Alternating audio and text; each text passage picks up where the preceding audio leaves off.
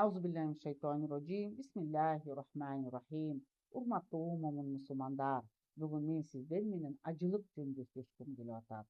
Аллахтын элчиси саллаллаху алейхи вассалям айтты: Ислам 5 негизден турат. Биринчиси Аллахтан башка сыйынууга татыктуу зат жок экенин жана Мухаммад саллаллаху алейхи вассалям Аллахтын элчиси экенине күбөлүк берүү. Экинчиси бул намаз окуу. Үчүнчүсү болсо бай адамдар үчүн зекет берүү. Төртүнчүсү орозо кармоо. Бешинчиси ажылыкка баруу. Бул дагы бай адамдардын ибадаттарына кирип кетет. Ажылык бул исламдын негизги парз ибадаттарынын бири болуп эсептелинет. Ал физикалык жана материалдык жактан мүмкүнчүлүгү жеткен ар бир момун мусулман адамга өмүрүндө бир жолу гана парз кылынат.